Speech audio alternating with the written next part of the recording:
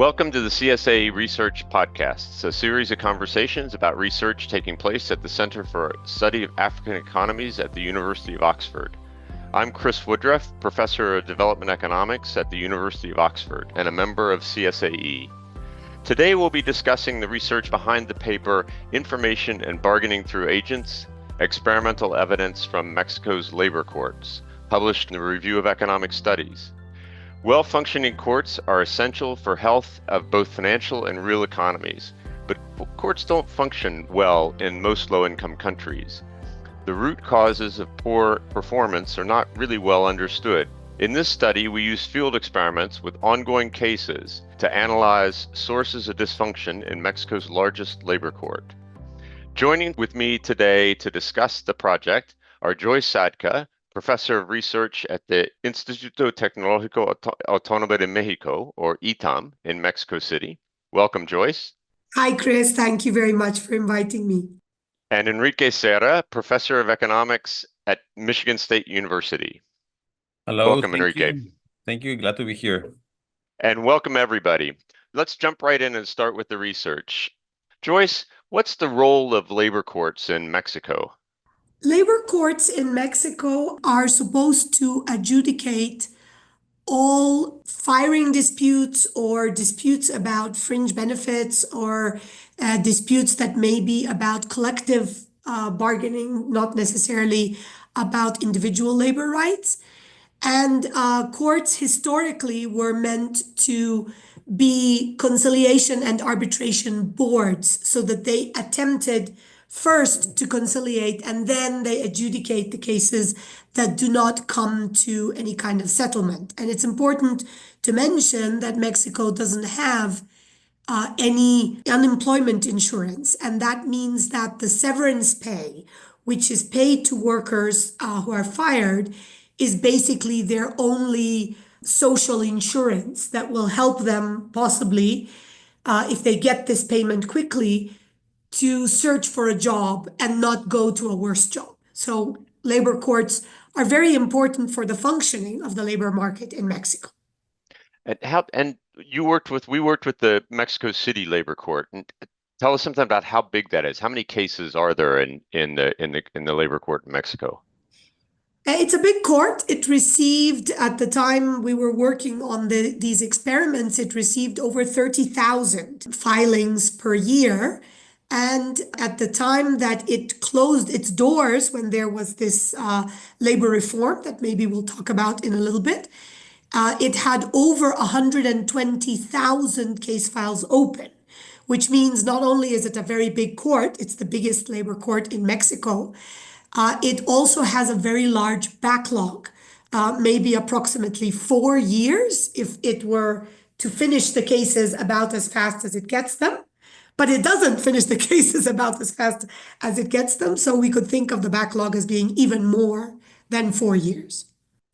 That sounds like a long time. I think we'll get into that. But can you tell us what the issue the research was trying to address was? That is, what wasn't working? You've already given us an idea there. 4 years of backlog. Sounds like something's not working maybe as well as it should. But what is it you thought wasn't working? Well, at the time when we started the research, we didn't have a very clear idea about what was not working. And I think one of the things that was important in the research, and perhaps Enrique will talk about that a little bit, is we tried to document a set of facts, a set of stylized facts, if you like, but we documented those first to understand why these cases were not settling. And one important thing that I'd like to say is from the beginning, we compared Mexico to other countries.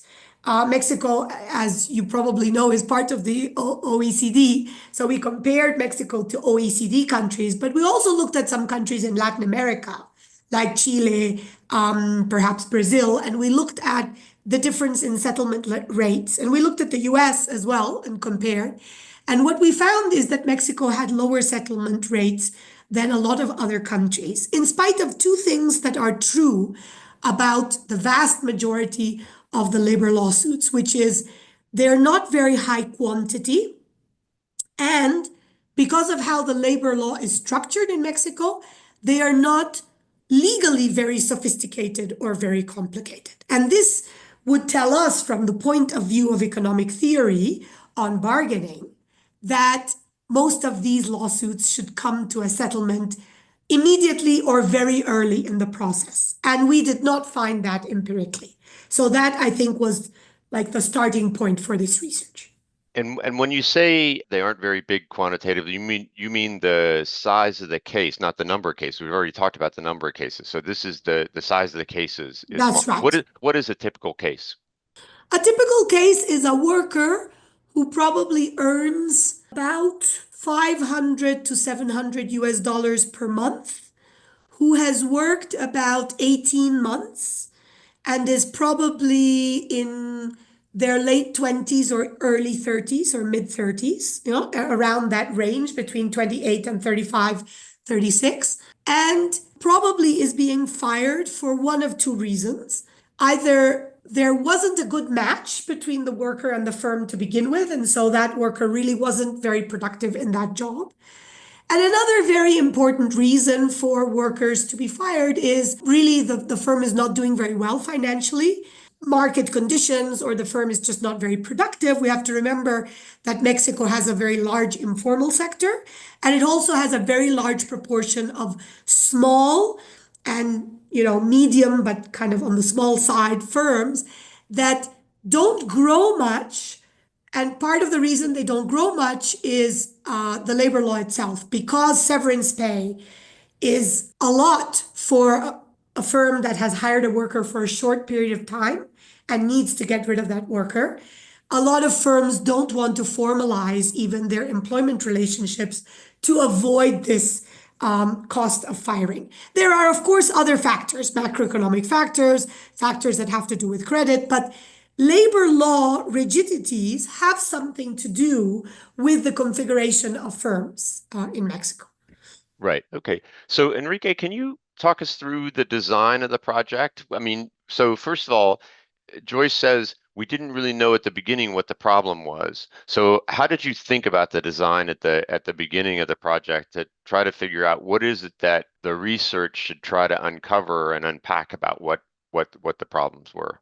So this was a project where we had a lot of help from the government partner, and we started by asking plaintiffs and defendants to a case many things. Their beliefs about winning. What is the likelihood that you think you're going to win this case? These were cases that had already started. And if so, you think you're going to win, how much are you going to win, and how long would it take? So we started asking people about their expectations. And then we started also asking people about their own lawsuit, the content of their own lawsuit. Have they asked for extra hours that were unpaid or vacations that were not taken?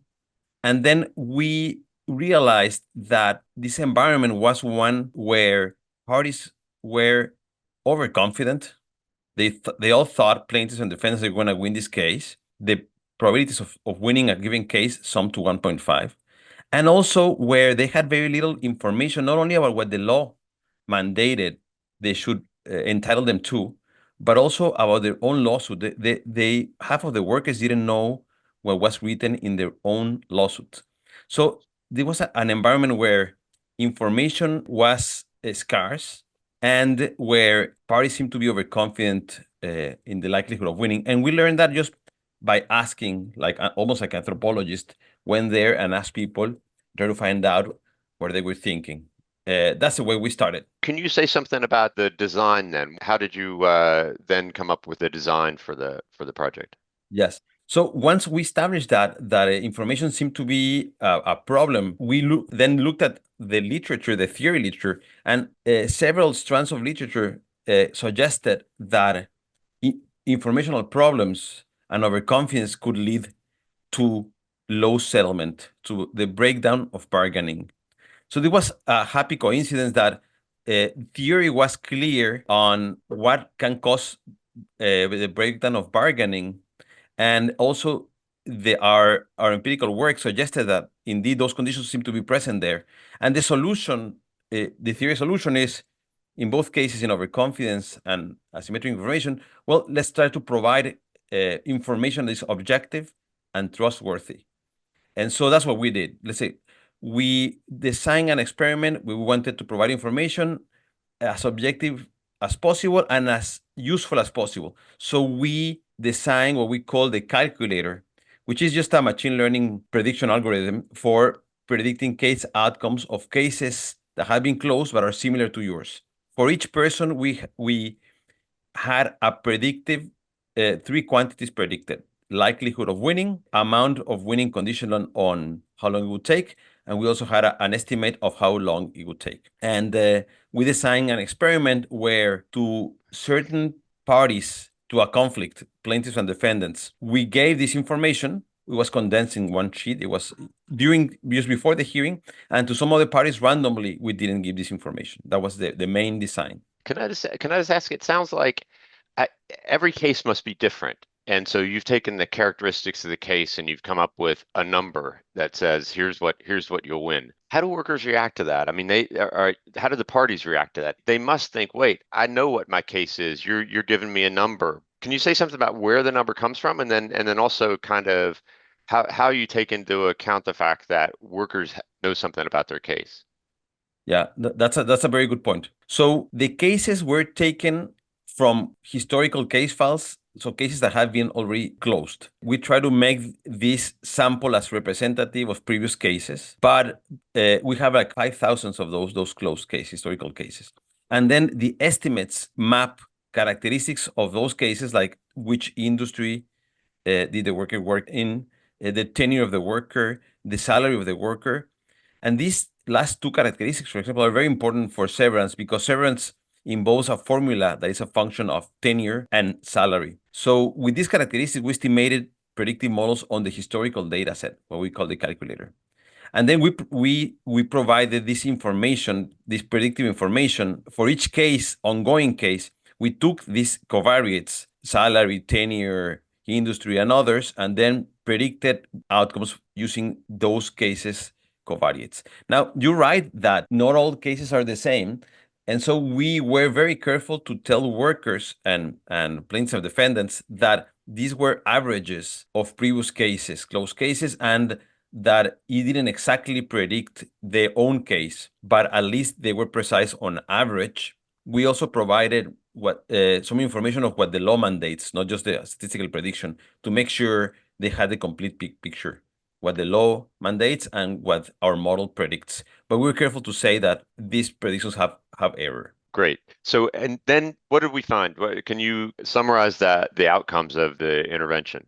Yeah. So we, as Joyce was saying at the beginning, we found that one of the big problems of the court was backlog, and that this backlog was growing with time. Even though these trials take years, settlement rates were low. And so we conjecture that misinformation and overconfidence or asymmetric information may be part of the reason why settlement rates were low. So we provide this information. And so there were a couple of main outcomes. First, we wanted to see if this information changed expectations. So if we tell somebody, look, Chris, historically, cases like yours have won with 37% probability and have won $500 after 4 years of trial. If we tell you that, we want to see if your beliefs about winning the case and how much you would win change. That was the first thing we looked at. And we find that indeed, it changed, not all the way to the prediction, but some of the way towards the prediction. So people didn't exactly believe what we said, but it tended to move in the right direction, in the direction of the model. Second, we said, well, we seem to be changing beliefs. Now, do they settle more, which was our initial concern? And indeed, we found that on the day they received information, settlement almost doubled from 6% to 11 percentage points. On the same day. And so that was encouraging for us because it proved that giving objective information, predictive information, personalized information did help to increase settlement, and that's what we wanted. So I can imagine kind of speeding up settlement. You've told me this, I've gotten this, I was going to settle anyway, but because you gave this information and you sort of get my attention on the idea of settling, I do it today. Is there a longer term effect? Yes. So this is very interesting. You may wonder, maybe this information just speeds up settlement, but we are not changing the total number of cases that settle at the end of the day, at the end of the years. And that's not what we find. We were able to follow these cases 4 years after treatment. It was a big effort of following cases. And we found that the treatment effect was constant for all these 4 years. That is, we are not just speeding up settlement, but causing new settlements that wouldn't happen without the information. I mean, this is I like this result because it kind of validates these theories of information and bargaining. Information matters for settlement, and it matters in the long run. Now, Chris, I don't know. I would like to mention one of my favorite results of the paper. So far, I've said on average what were the effects, but one of the interesting things that we found is that I was not expecting to find this, is that information only matters when it is given directly to the worker. When I give the information to the worker's lawyer, nothing happens. There's no effect on settlement. And we were very impressed by this result. It would seem this is consistent with a story where the lawyer doesn't want to transmit this information to his client, and suggestive of a moral hazard problem from the lawyer's side. Now I get the title. That's the bargaining through agents. Exactly. That was a good title. I think you came up with it, Chris. So, Joyce, let me turn back to you. We found a paper along the way, written by some lawyers that said, sometime back in the 1920s, law and medicine reached a fork in the road, and medicine went one way towards doing all RCTs, and law went another way and never did an RCT for as long as the eye could see. And there are really very few randomized control trials in legal proceedings, even in sort of arbitration proceedings, much less in an active court. So engaging with live cases and doing an intervention, randomized intervention with live cases, is really quite a rare thing. Can you say something about how that came about? How I'm going to say you were able to negotiate that with the court? Well, it started with building a relationship, right, with the courts in general. But many years before we started this experiment, I had used the Mexican transparency law, which is a very powerful legislation that says that all case files that are no longer subject to appeal are public information. And the courts have to provide this information in public versions. But the courts couldn't because they didn't have the personnel or the technology to produce these public versions of the lawsuits. And the law allows for researchers, just like us, to go to the courts and sign an agreement where we promise to keep the personal data confidential or not use the personal data and have access to the case files. And so nobody had done this. And I did it. And for quite a few years, I just extracted a lot of data because there was a lot to study descriptively. But by creating a relationship with several of the courts, these courts had worries about the rate of settlement or the rate of cases being reverted on appeal or corruption in their notifications and so on. And because of all these worries, there was a chance to design research that would answer a policy question that the court had, but at the same time have an academic upside or academic value. So in general, that was the approach. Now, the Mexico City Labor Court is a particularly interesting case because we didn't look for them, they looked for us. They knew that I was doing work that had to do with monitoring notifiers who deliver summons and who are highly corrupt in Mexico. And I was doing work on this in Mexico State, which is nearby, and a new president of the labor court, of the Mexico City Labor Court, literally sent somebody there to find me and bring me to an interview with her because she was worried, among other things, about the low settlement rate, about having invested in conciliators and trained them, but not having people going to those conciliators in the hearings and asking to settle. and other things. She was also worried about corruption among the notifiers and other things. But she actually basically called us. We didn't call her. So that gave us a lot of leverage because there was a clear interest from the court to work with us. And did the court then just jump right to an RCT? How did that conversation come about? No, actually, the courts rarely will jump directly to an RCT. So maybe one of the things that's different between medicine and law is that even though in medicine sometimes the studies have, small numbers of people and maybe, econometricians might criticize some of the medical studies, but the idea that you have to have the control group and the intervention or intervention groups is clear in general to somebody who's in medicine. It's not that clear to someone who is in law. So you kind of have to explain to these institutions that if they just try everything at the same time to try and improve what's happening, they will never know what worked. And because these policies eventually will be costly to them if they want to implement them on a scaled, full scale, they really need these RCTs because otherwise they won't know what to fight for in their budget and where to put their scarce resources. And so we explained this to the head of the labor court. Actually, Enrique and I had meetings with the head of the labor court to explain this. And eventually, years later, she attended a workshop at Berkeley where there were classes for some of the policymakers, top policymakers from different countries. And so I think that in this case, this lesson was really internalized by the leadership of the court. And it was a happy coincidence. They had needs, they were open. We explained things to them, and we also built a relationship with them. And it ended up being very fruitful for both sides. And I realize here, looking back at my introductory script that I read, Joyce, I really failed to introduce who you are in the sense that you have both an economics degree and a law degree, and while you're affiliated with the economics department at ETAM, you're actually head of the law school. So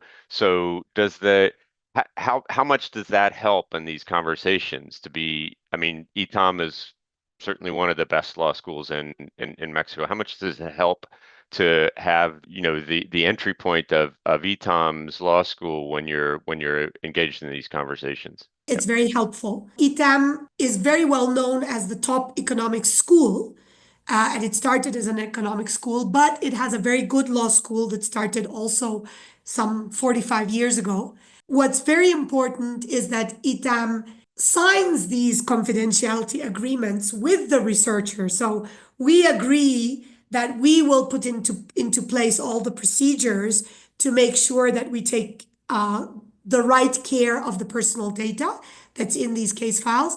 But ETAM is also willing to put its name on the line with us, which I think is very important because, just one individual showing up and saying, give me these thousands of case files, it just doesn't sound like any court would be willing to do it. So I think that there's a very important sort of backing from there. And also, another thing that's been very important for our work, and Enrique will agree with me, is that ETAM has great students. And so a lot of our work has also gone through working with students who do things that are as simple as coding data, although that's not as simple as one might think, to working on econometrics for the papers, to helping to design the operational details of the experiment, running the experiment, collecting surveys. And really, our work has benefited greatly from the fact that ETAM filters students, and we have these great students, and who many of them have later gone on to postgraduate work and PhDs, and some of them are out there running their own experiments as we speak. So I want to get into sort of what the impact of the research was. And so Mexico passed the new labor law in 2019. The paper was published in 2024. So I can do Granger causality and say the paper published must not have had any effect on the labor law. But tell us about how the research was useful in the discussions on the labor law. It's true that the paper was published 4.5 years after the labor law came out, but you have to remember that pipelines are long in our profession. And we started these experiments in 2016.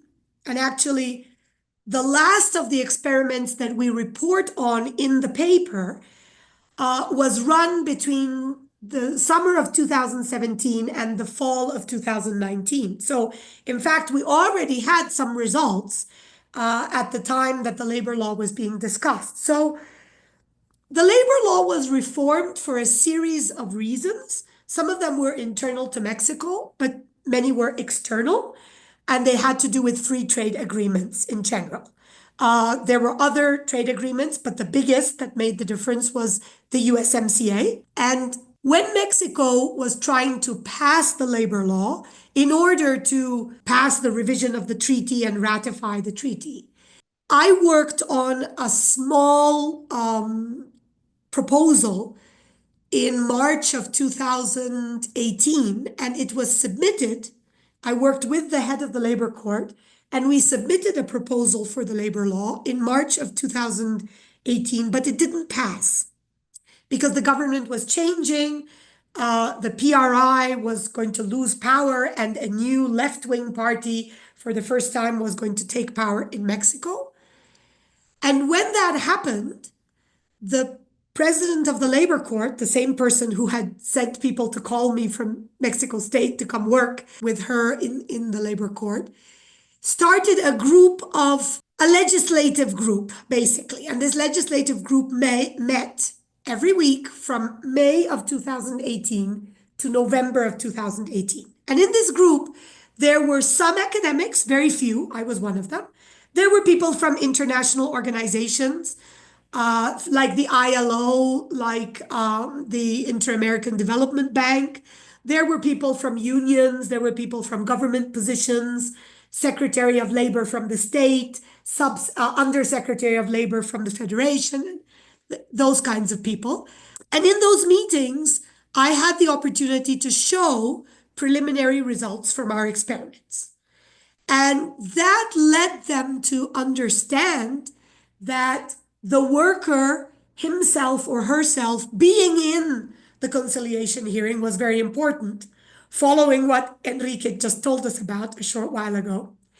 And it led them to understand that making it compulsory for the parties to meet at least once was very important.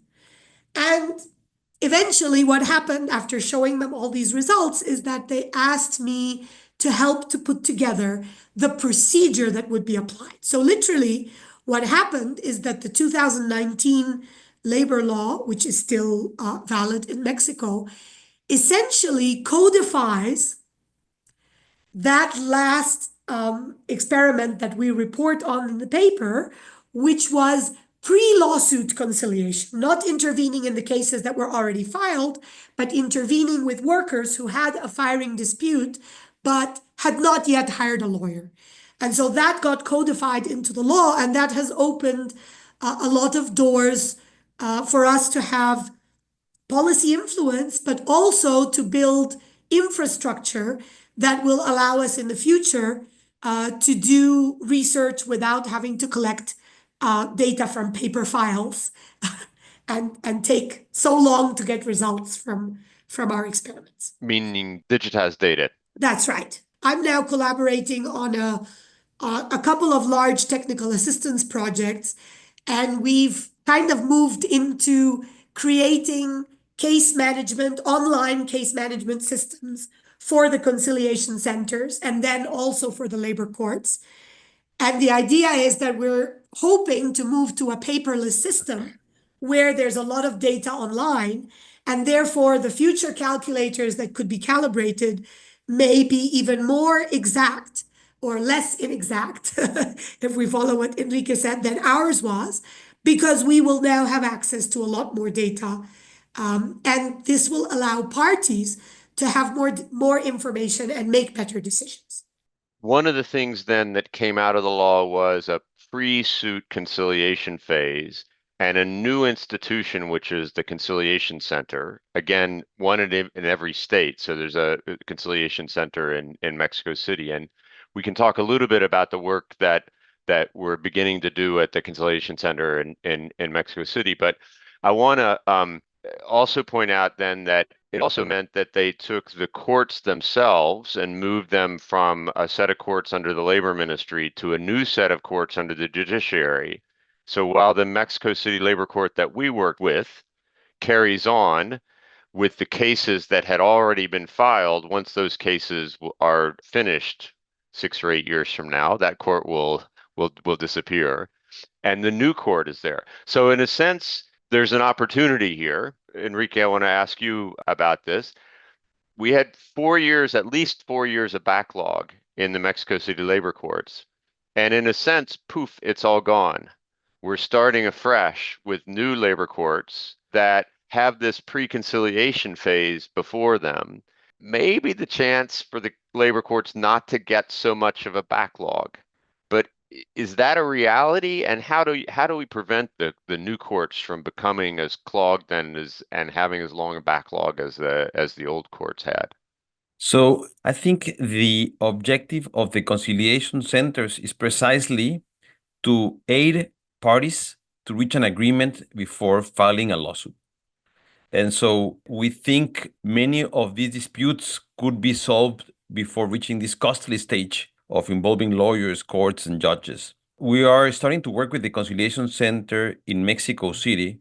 We've received hundreds of parties with their disputes per day, and we're trying to work with them to facilitate the bargaining. And this is work in progress by providing information, by helping them focus on getting an agreement instead of being angry. I think there's many opportunities here, given the amount, just the sheer amount of cases we're dealing with, to help them settle, and only those that cannot agree using words would be able to go to the next stage and get a lawyer. The other thing that's interesting here is I told you that one of the last results of the paper was that it seems that lawyers get in the way of a good settlement because they may have different incentives than the client. And so trying to intervene before they get a lawyer may be a good way to facilitate agreement. That's a second promise and good thing about working with parties before they make a lawsuit. So I think there's a lot of potential here. Great. So good luck to us with the ongoing research to try to prevent that backlog rebuilding in the new labor courts. So I want to close with a brief discussion of the logistics of what we're doing. Let me say, on the podcast you can't see me, but I've got a smile on my face, and I do whenever I think about this project, because Enrique and Joyce run teams of many research assistants working in the courts in the Conciliation Center at ETOM. I come up with a few words on the title and get my name on the paper. So this is for me, this has been a fantastic collaboration. But I know that the amount of work that goes on in the ground is enormous. And so let me start with you, Joyce. Can you describe the operation kind of maybe at the court, but really maybe let's just jump to the operation at the Conciliation Center and what your team is there and what they do at the Conciliation Center. So currently, we have a team of people who work as technical assistants for the use of this online conciliation case management system. However, they're already doing work such as they've conducted focus groups with the conciliators, interviews with the conciliators. They've helped us to do observation of how workers stand in line, how they enter the conciliation center, to sort of study whether we would have an information booth outside the door or right on the inside, where we would place these booths. And eventually, when we start this experiment, we will probably have at least 20 individuals who will all be either lawyers or economists. More than half of them will be people who have specialized with us over some years, and they already have their degrees in law and maybe a master's degree. We have several now that already have master's degrees in labor law who are working with us. But we'll also have some younger students from the last semester, maybe of their economics degree, who are interested in development and interested in empirical analysis of legal issues, and they're interested in RCTs.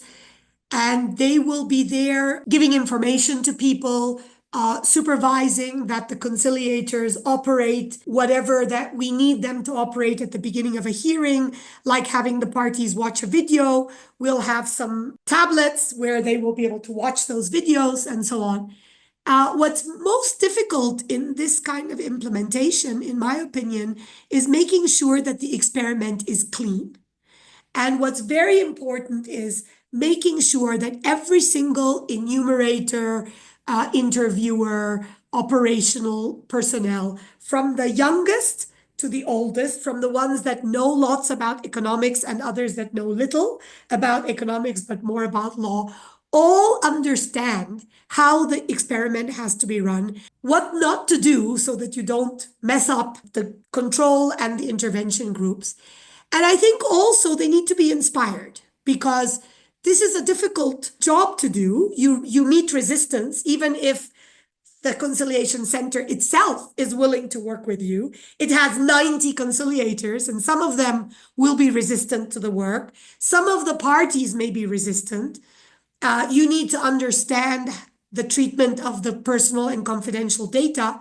So it's quite a complicated job to do. And I think that they need to be motivated and understand what the sort of mission is. And that means that the researchers have to be there with them. And we can't sort of run this by remote control.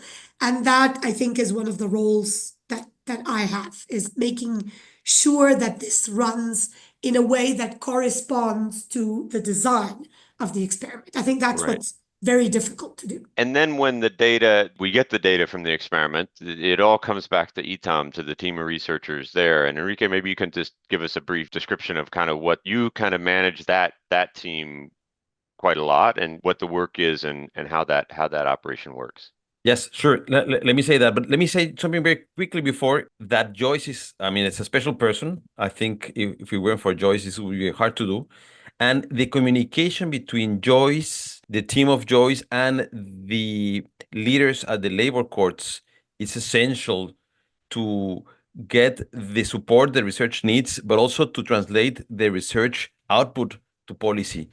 And this is one of the most successful projects I've been, just because of that link. In terms of the research, let me call it the econometrics team, we have very good students working with us. Many of them are interested and have gone to do PhDs in economics. And I see my job as first motivating them, as Joyce said, explaining what we're doing, and then coaching them on how to do the analysis. But they are much better at coding than me now. I'm getting scared. But this is a great set of young people embarking on research. And for me, it's a pleasure to work with them. My job is basically guiding them. What are the main questions? What analysis do we need to answer the questions? What are the challenges? It's very smooth. I mean, they're already very good. Great. Just to echo the point that you made there, Enrique, which was what I was going to close with, which is one of the things that I think it really shows is a pathway to impact, which is not about publishing a paper and having policymakers read the paper, but about sort of continuous engagement with the policy process. And that is, I think, where Joyce and especially, I think, the connection to the law school, the fact that you're a lawyer, the fact that you can talk to people on that level, and that you have more energy than the whole team put together to be able to do it is really kind of instrumental in making the project as successful from a policy perspective as it has been. So look, I want to just say, we'll close up here, but just say thank you to both of you, to Joyce and to Enrique, for joining me in the discussion. It's been a pleasure. Sharing the research is very enjoyable. After all the effort it takes to produce it, is just a joy. And working with you too was also very very nice for me. Yes, I wanted to say thank you so much, and that Chris does a lot more than put the words in the title. And really, I think we have had a very fruitful relationship, not only with the courts, ETAM, the law school, the economics department, the students, but we've also had a very fruitful relationship working with each other. And I think that complementing each other as co-authors is part of the secret of being able to, go the whole 10 miles and get to where we've been able to get right now. So I think or we've the been whole 10 lucky. years. Yeah, exactly. Or the 10 years. Thank you very much, Chris. It's been fun. Thank you. Thank you, and thank everyone for listening to the CSAE Research Podcast. We hope you'll join us again next time. To listen to more episodes from the series, go to the CSAE website.